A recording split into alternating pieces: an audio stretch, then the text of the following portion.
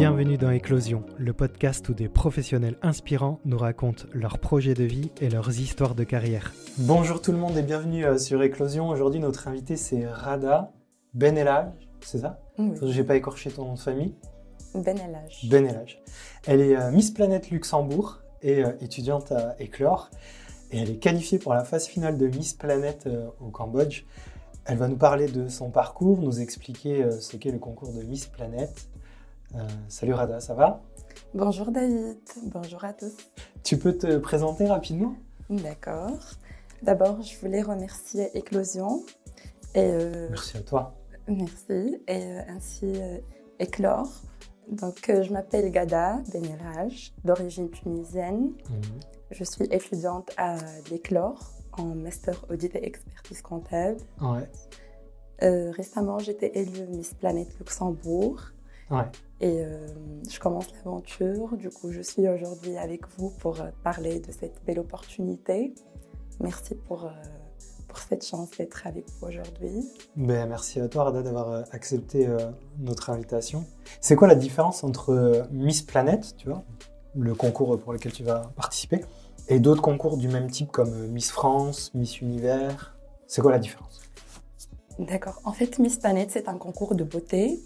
Mais sa spécification, c'est qu'il met en avant les causes que les candidats défendent. Et les causes doivent être par rapport au développement durable. Donc, c'est un concours qui défend une cause qui est sustainability, développement durable. Et toutes les Miss sont tenues à préparer des projets pour proposer lors de la compétition dans le cadre du concours. Oui, du concours. Ok, super. Donc la vraie différence, c'est ça, c'est que tous les autres concours, ça reste des concours de beauté très classiques. Miss Planète va promouvoir l'écologie et toi, tu dois avoir un projet donc, qui va dans ce sens. C'est quoi ton projet ? Mon projet, c'est une plateforme éducative. Ça s'appelle Let's Go Green et qui aide à sensibiliser les jeunes dès l'école primaire pour le développement durable et l'environnement. Et c'est une plateforme qui propose plein d'exercices, de petites pratiques que les jeunes peuvent aborder pour mener une vie go green. Plus écologique, quoi, plus éco-responsable. Exactement. Ok, c'est super. C'est une idée qui t'est venue parce que c'est une cause qui te tient à cœur. Oui, en fait, j'ai grandi dans une petite ville où j'ai eu Tunisie. En Tunisie, oui, à la campagne. J'étais toujours à la campagne chez mes grands-parents. Et là, j'ai construit un lien avec la nature. Et j'ai commencé à savoir à quel point c'est important de prendre soin de la nature, de l'environnement. Et que les petits gestes vraiment peuvent faire la différence. Donc, en fait, c'était ma première expérience dans ce domaine. Un stage que j'ai fait avec IHEC Carthage.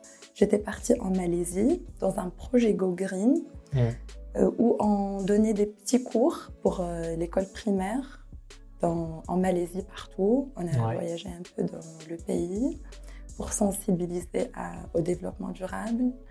Et c'était là où j'ai su que je suis vraiment passionnée par cette cause.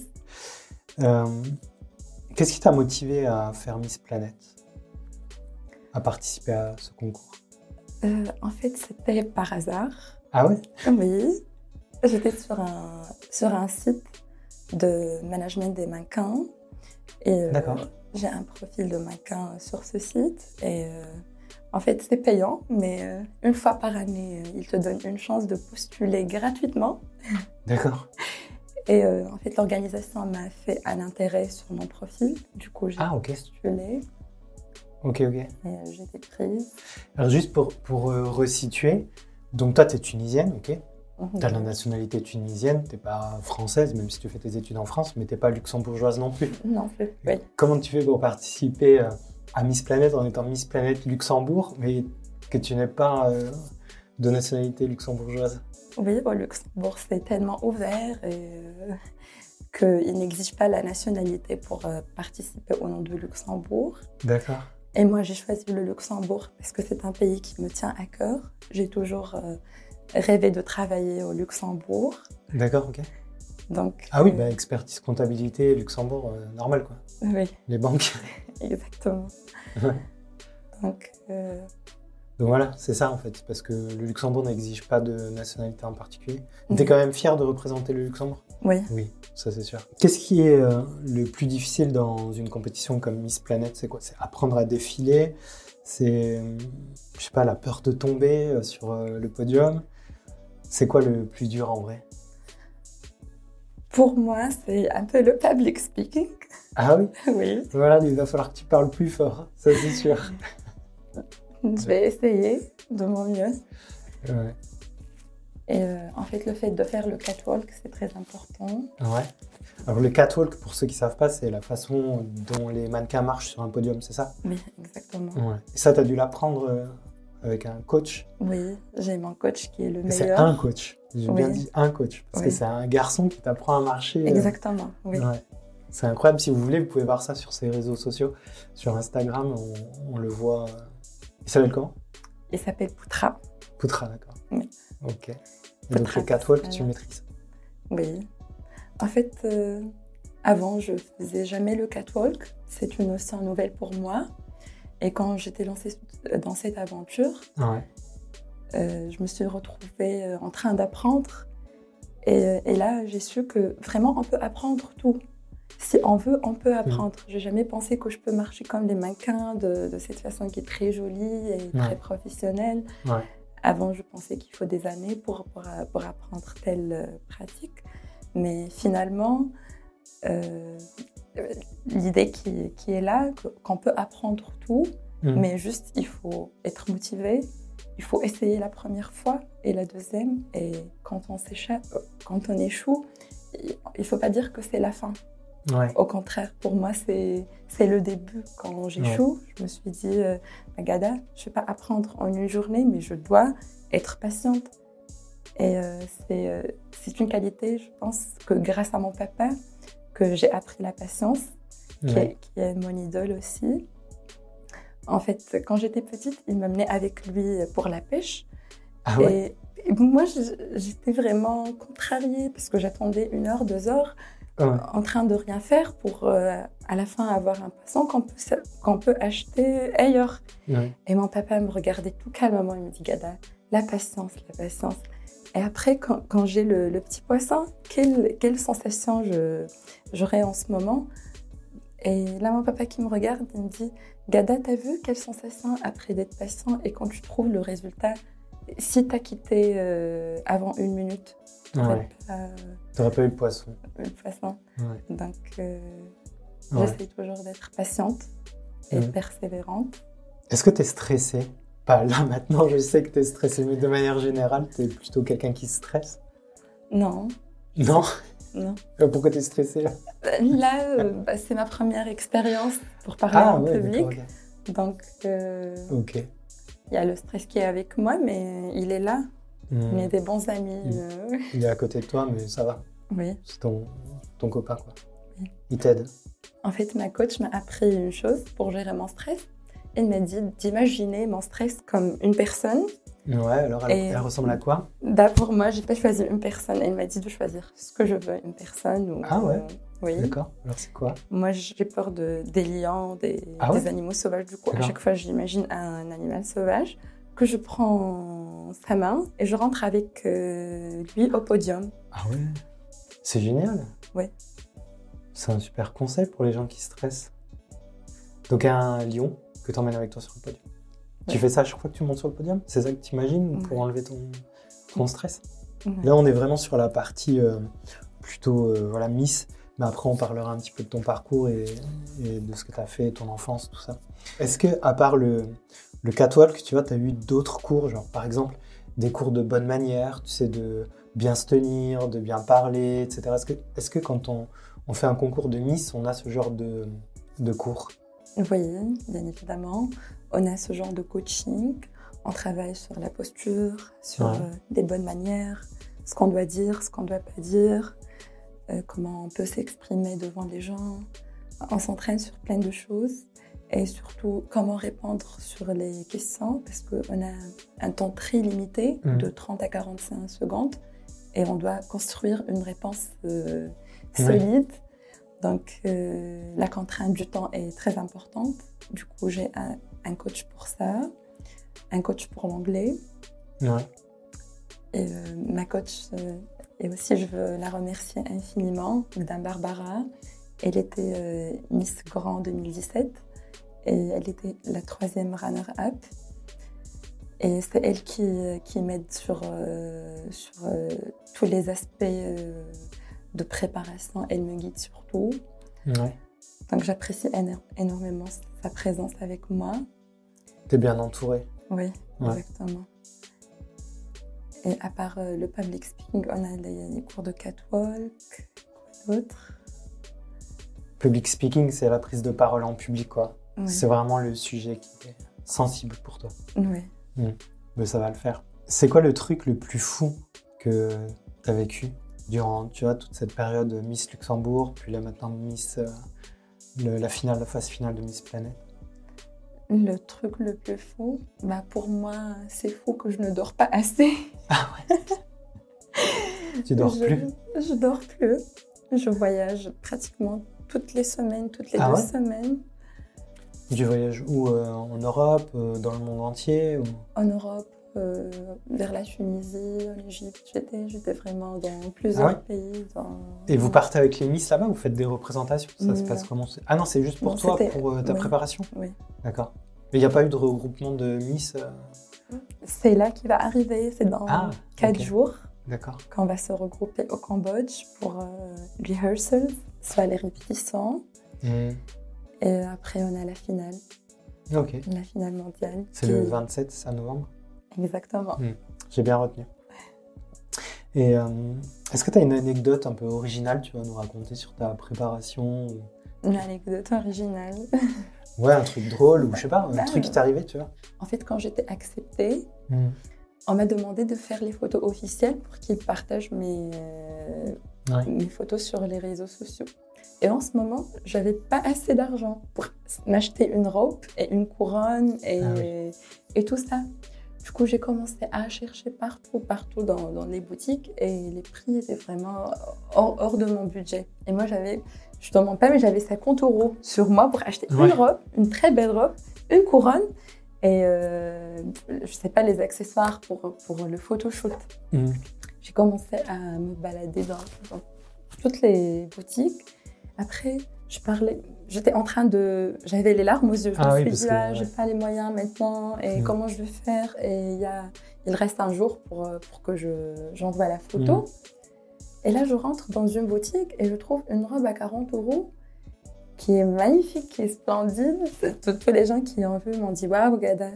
Du coup, en ce moment, je me sentais que je suis dans, comment dirais-je, mon Dieu, il est en train de me protéger et m'aider à tout accomplir et à tout faire.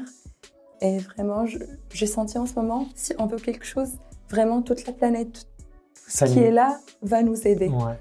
Tu vois, le fait de vouloir. Ouais, bien sûr. Après... Tu t'es projeté déjà justement, tu vois, dans la phase finale, tu vois, sur le podium, en train de marcher, je sais pas comment ça peut se passer, tu vois, d'accueillir un bouquet de fleurs, de remises, de couronnes, etc. Tu t'es déjà projeté dans tout ça? Oui. Réellement, je me vois dans la position de la gagnante. Et je me visualise toujours. J'essaie de ressentir la sensation quand ils vont me mettre la couronne pour la gagnante. Et j'espère avoir cet honneur. Je te le souhaite. Merci. Tu le mérites. Merci, David. Avec tout le travail que tu as fait. Et justement, du coup, la robe, là, justement, les 50 €, etc., c'est toi qui finances tout ça? Comment tu finances, en fait, ta participation au concours? En fait, on a des sponsors qui nous sponsorisent, des designers. C'est toi qui les as cherchés, les sponsors? Oui. C'était un peu difficile pour moi de faire les deux, les études, les examens finaux de master et contacter les sponsors. Mais j'ai contacté beaucoup de sponsors et généralement, j'ai eu des retours positifs. Ils sont généralement ouverts à l'idée d'aider et surtout que c'est pas qu'un concours de beauté, ça défend une cause humaine très importante de nos jours. Du coup, oui, j'ai plein de sponsors, des designers de la Tunisie, ici en France. J'ai eu aussi un retour de Miss. Bon, c'est elle qui m'a contactée avec sa page, Madame Boguer. Elle était Miss Luxembourg, je pense 2023. Ah oui. Et elle a créé sa propre marque de vêtements. D'accord, ok. Et du coup, elle m'a proposé de me sponsoriser pendant l'événement avec les robes et tout. Génial. C'est super. Les robes, elles sont fabriquées sur mesure pour toi, évidemment. Oui. Ouais. Et ça coûte combien en moyenne une robe de Miss? C'est 2 000 €, 3 000 €, ça dépend des détails, du tissu. Oui. Ouais. Ok. Ouais, donc c'est un vrai budget. Il y a le voyage aussi au Cambodge, il y a peut-être l'hôtel, les déplacements et tout ça. L'hôtel et tout, c'est l'organisation qui prend en charge. Ouais. Nous, c'est juste le billet d'avion. Et après, les sponsors, ils nous aident aussi à prendre les tickets, à payer les frais annexes. Donc, ça va aller. Alors moi, j'avais une question pour toi. Tu vois, parce que tu es quand même très jolie, tu vois, voilà, tu es très élégante et tu mérites vraiment de participer à un concours comme Miss Planète. Merci. Mais est-ce que tu as des complexes comme tout le monde? Des complexes? Ouais. Ah oui, j'ai beaucoup de complexes, je pense. Pas qu'un seul. Mais en fait, quand j'étais petite, je sais pas si je peux raconter ça ou pas. Ben raconte, on verra après. Mes frères me disaient que tu es bleue. Tu as la couleur bleue. Bleu? Bah, je suis pas bleue, tu peux le voir. mais juste pour me taquiner, bleu. Ah oui, d'accord. ils me disaient ça. Et moi, j'ai toujours pensé que j'étais bleue. Parce que depuis que j'avais 2 ans, 3 ans, mon frère il me dit « Regarde à la bleue ». Ah ouais. Et j'avais un complexe, je te dis, j'avais un très grand complexe avant, quand je voyais ma V-line. Ouais, alors c'est la mâchoire, quoi. La mâchoire. En bas, ouais. Oui. Ouais. Ok, le bas de la mâchoire. Le bas de la mâchoire. Je traduis pour ceux qui ne parlent pas anglais. Donc, quand j'étais petite, c'était pas la mode. Les gens n'avaient pas la V-line. Ouais. C'était pas... tout le monde avait la V-line. Bah, oui. Donc, y a mes amis qui me disent « Gada, ton visage ressemble au visage des hommes. » Ah bon? Du coup, depuis que j'étais petite, je rêvais d'avoir un peu d'argent quand je grandissais pour faire une opération et rendre mon visage plus rond. Plus rond. Ouais, ok. Quand j'avais 17 ans, 18 ans, j'ai commencé à voir que les gens font du botox, des injections pour avoir la V-line. Du coup, je me suis dit, tout est perspective, ça dépend. Tu vois ce que je veux dire? Je vois, ouais. Je vois. En fait, donc bleu et une mâchoire. Une mâchoire, comme les hommes. Ok, t'as un schtroumpf. Tu vois ce que c'est les schtroumpfs? Oui. Non. C'est pas sympa. Mais tu vois, tu penseras à ça. T'as qu'à prendre le schtroumpf comme personnage qui te stresse, tu sais. Ah, oui. Voilà. Mais tu sais, quand les gens me taquinaient ou me disaient j'ai jamais senti une sensation d'énervement parce que mon papa m'a toujours appris que ma valeur réside à l'intérieur. C'est un sage, ton père, c'est un philosophe. Quoi. Oui, il est auteur d'ailleurs. Ah ouais? Oui. Il écrit des livres? Oui. D'accord, ok. Mais tu me diras tout à l'heure après. D'accord. J'irai voir. Mais c'est bien, c'est bien. C'est des super valeurs qui sont transmises par tes parents. Et justement, et si on parlait un petit peu de ton enfance et de là où tu viens. Donc du coup, tu nous as dit que tu es originaire de Tunisie. Oui. Nabeul, c'est ça? Nabeul, donc c'est au nord de la Tunisie, c'est un peu dans le détroit de la Sicile, de la Tunisie, quoi. Exact. Voilà, par là, c'est très joli. Et c'était comment ton enfance en Tunisie, justement? Tu nous en as déjà un petit peu parlé, mais ouais, c'était plutôt une enfance heureuse, plutôt une enfance, je sais pas. C'était comment? C'était une enfance très heureuse. Très heureuse. Oui. Parce que j'étais toujours avec mes grands-parents. Ouais. J'adorais être avec eux dans la campagne. J'étais en très bonne relation avec ma grande-mère. Ouais. qui m'a appris beaucoup de bonnes valeurs et c'est pourquoi je l'adore vraiment. Et en fait, c'était une enfance comme toutes les... Comme tous les enfants, heureux et très heureux, quoi. Heureux et très heureux. Mais notre famille, c'est un peu strict, et surtout par rapport à l'éducation. Ce qui est un enjeu très, très important dans ma famille. Tu dois réussir et exceller. Sinon, sinon on te barre du nom de la famille. Ah oui, ah bon. À ce point, oui. Tu as fait HEC Carthage après, du coup. Excellence, voilà. Et ça s'est passé, c'était comment tes années HEC Carthage? C'est là que tu as découvert ta passion? Non, tu étais déjà passionnée par le mannequinat avant ou tu as découvert ça plutôt à l'adolescence? Quand j'avais 15 ans ou 16 ans, j'étais retenue pour Miss Teen Tunisie. Miss Tunisie? Oui. Ok. 15 ans, c'est jeune. Oui. Miss Teen, Teenagers. Miss Teen, ah oui, Teenagers. Ok. Ah ouais, ok, d'accord. Ça a marché?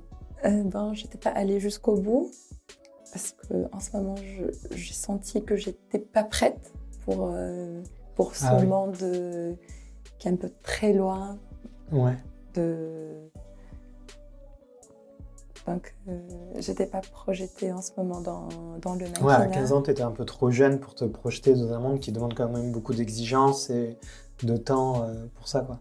Et surtout mes études. Et tes études, tu voulais continuer tes études? Oui. Ouais. Parce que j'étais un très bon élément en école primaire et lycée secondaire. Ah oui. Et même à l'école de commerce? Oui. Toujours grâce à mon papa, tu sais. Ouais. Quand j'étais petite, on avait un accord. Si j'ai 18+, il me donne 20 dinars, qui est l'équivalent de 6 €. 18+? Oui. Ah oui. Plus que 18 en notes, il me donne 20 €. Et un jour, c'est bon, à chaque jour je viens, j'ai eu 19. Il me dit, toi tu veux devenir riche et moi je veux devenir pauvre si on va continuer. Donc on a arrêté cette... Tes parents, ils sont fiers de ce que tu fais aujourd'hui avec le mannequinat? Oui, ils t'encouragent à accomplir cette voie? Oui, vraiment. Plus que l'expertise comptabilité ou moins que l'expertise comptabilité? Ah non, l'expertise comptabilité, c'est la base. On rigole pas avec ça. Ouais. Mais en fait, pour mon papa, il n'est pas très ouvert par rapport au mode de mannequinat et tout. Mais puisque la Miss, elle défend une cause, elle défend les gens, l'écologie. Donc pour lui, c'est bien. Ouais. Il est fier de toi? Oui, ça fait partie de ses valeurs. Du coup, il est très fier. Ouais. Ok. Il en parle à tout le monde et... Oui. Il montre des photos, mais il a raison. Et pourquoi tu as choisi l'expertise comptabilité d'ailleurs, qui est un domaine qui est très différent du mannequinat? C'est deux mondes, je dirais, presque opposés. D'accord, j'ai choisi l'expertise avant le mannequinat. Donc, donc l'expertise comptable, c'était mon rêve. Ouais. Et c'est ma maman qui m'a mis dans la tête depuis que j'avais 13 ans que je vais devenir expert comptable. Ah oui, c'est parce que tu calculais déjà combien tu allais gagner si tu avais 18+. C'est pour ça. En fait, moi, je m'inspire toujours des autres. Ah oui? Oui. Moi, j'aime beaucoup l'échange et pour moi, c'est un facteur clé de succès.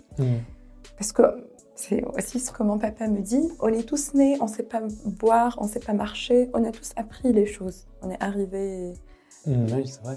Mais avec les autres. Par apprendre. Du coup, à chaque fois que je suis avec quelqu'un, j'essaie d'apprendre le bien de lui, sans me comparer aux autres, sans envier les autres. Mais à chaque fois que je viens, quelqu'un qui fait une bonne pratique, qui est meilleur que moi en une chose, j'essaie de copier, de suivre ses pas.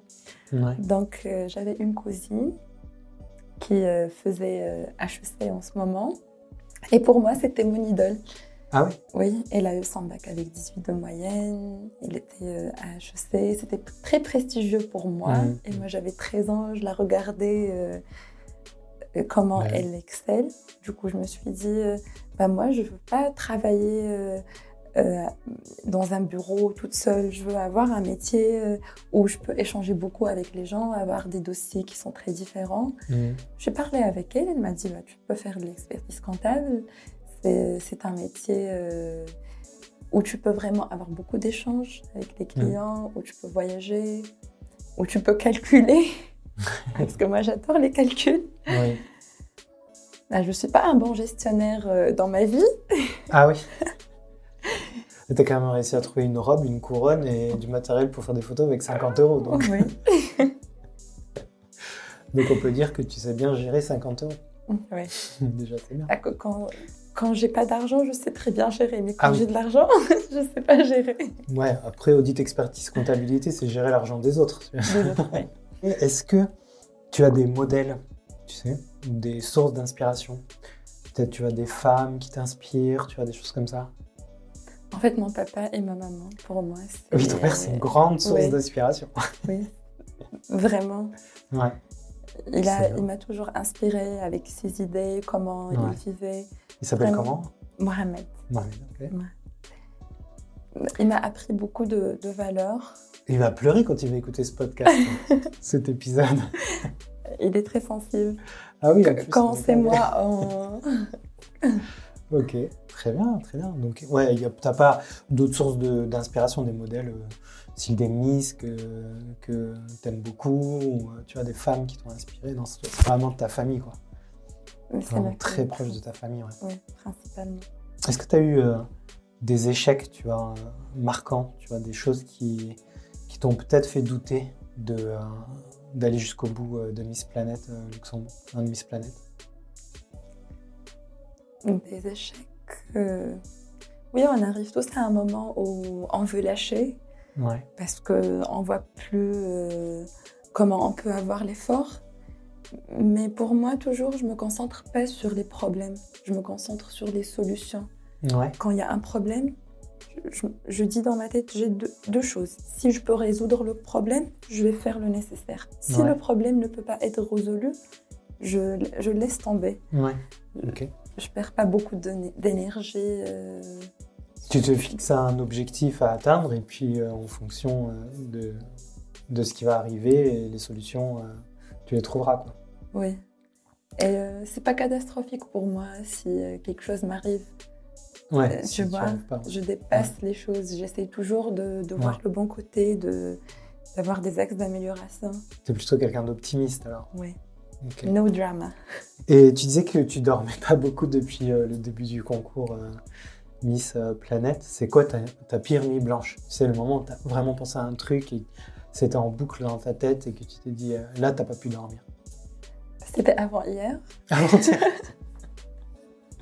Oui, c'est récent. Avec les deadlines de l'école, les examens. Ah oui.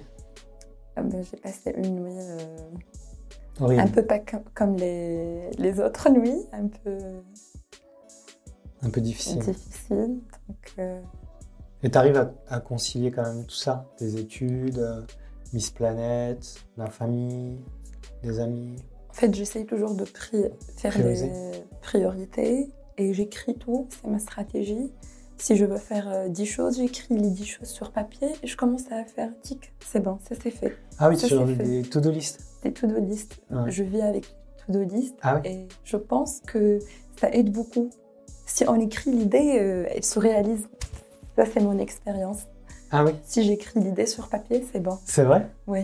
Ok. Comment ça s'appelle? Tu sais, c'est la loi de l'attraction? Oui. La loi de l'attraction? J'y crois beaucoup et je vis avec ça. C'est vrai? Oui. Ok. Et justement, comment tu imagines ton avenir? Un avenir très lumineux. Ouais. Où je vais continuer à challenger mes limites. Et c'est ce que j'ai appris à éclore, de voir grand et de faire les efforts. Et quand on fait les efforts, on trouve toujours le support. Et on trouve toujours les bonnes personnes pour nous aider à avoir les bonnes pistes. Donc, je me vois, Ghada, dans 10 ans, un expert comptable qui a son propre bureau en France et en Tunisie et au Luxembourg. Ouais.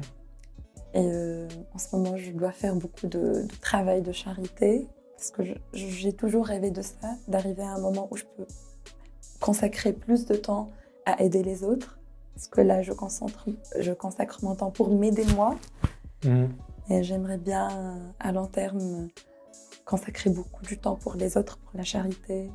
pour les travails associatifs et pour grandir mon projet, ma plateforme éducative. C'est beau, c'est génial. Je te souhaite vraiment de réussir tout ça parce que ça a l'air vraiment bien, vraiment top. Merci. Et si tu avais un conseil à donner, tu vois, par exemple, à une ado de 15 ans, imaginons qu'elle s'appelle Gada ou Rada, puisqu'on peut dire les deux, Oui. et qui veut faire Miss Tunisie, mais aujourd'hui, maintenant, c'est toi qui lui donnes un conseil pour réussir ça. Tu lui dirais quoi? Je lui dis de garder la sérénité et la bonne foi, de bien travailler. Et tout commence par un rêve. Si le rêve est là, on peut arriver. Du coup, elle doit trouver une bonne cause qu'elle défend et utiliser cette cause pour parler à haute voix et se faire entendre par les autres. La Rada qui avait 15 ans, elle avait moins de rêves que la Rada qui a ton âge aujourd'hui? Non, j'étais toujours rêveuse. Ouais. Oui. Toujours? Oui. Quand j'avais 15 ans, je parlais avec la mer. Ah ouais, c'est vrai? Comme dans le dessin animé là, avec Vaiana? Et je dis plein de bonnes choses. Ah oui? Tu disais quoi? Pour me donner de la confiance, t'es la plus intelligente, t'es la plus... Et en ce moment, je pensais pas, parce que je suis pas la plus intelligente, mais je sais pas pourquoi j'allais à la mer et je parle avec la mer et je dis ça. Quand on dégage dans la nature, ça va revenir. Maintenant, je trouve l'explication parce que j'étais petite et j'avais pas beaucoup de confiance en soi-même. Parce que toujours on me comparait à mes grands frères, mon grand frère qui est un génie entre guillemets. Ah oui. Du coup, je me sentais pas intelligente par rapport à lui. Et bleu en plus. Et bleu en plus. Donc toujours ils font la comparaison. Hassem a eu 19, toi t'as eu 18 et demi. Ah merde. Et lui quand il avait 19, il avait 10 euros. Non. Ça c'était exclusif. Ah ouais. Les enfants qui ruinent leurs parents. Il était content, mais... Oui, il était content. Ouais. Et tu sais, il me donne de l'argent quand j'ai une bonne note. Et quand je lui demande, je sais pas, 5 € pour s'acheter des chaussures, ah, Gada, c'est très cher. Et quand je lui dis, papa, il y a un professeur qui donne des cours de maths à 400 € les 2 séances. Gada, vas-y, il est où le prof? Il veut faire En fait, il préférait investir dans toi plutôt que dans des chaussures. Exact, oui. Et c'est très précieux vraiment, parce qu'il m'a passé ce message. Ouais, c'est clair. Écoute Rada, merci beaucoup d'avoir participé à cet épisode d'Éclosion. Et je te souhaite de gagner Miss Planète le 27 novembre. Et donc on peut voter pour Miss Planète sur Internet, le site Internet. Je te laisse expliquer ça aux auditeurs et leur dire un petit message pour qu'ils votent pour toi. Merci beaucoup pour cette opportunité aujourd'hui, pour parler de mon parcours, de mes ambitions et d'être là avec vous dans Éclosion. Merci infiniment, vraiment, c'est très apprécié. Et pour l'audience, je vous encourage à voter pour moi sur le web, dans le lien qui est sur mon Instagram et ainsi sur App Store et Play Store. Votre vote compte beaucoup pour moi et peut faire la différence. Donc, je vous remercie pour votre support qui m'a donné toujours des forces pour continuer et m'a toujours inspirée. Merci David. Merci à toi Rada. On mettra tous les liens en dessous de la description de l'épisode, comme ça vous pourrez aller voter pour Rada. Merci de nous avoir écoutés. Si vous avez aimé ce podcast, n'hésitez pas à mettre un j'aime là où vous êtes sur la plateforme où vous nous écoutez et 5 étoiles sur Spotify, ça nous aide à remonter dans les listes. Merci beaucoup d'avoir écouté cet épisode d'Éclosion. À très bientôt.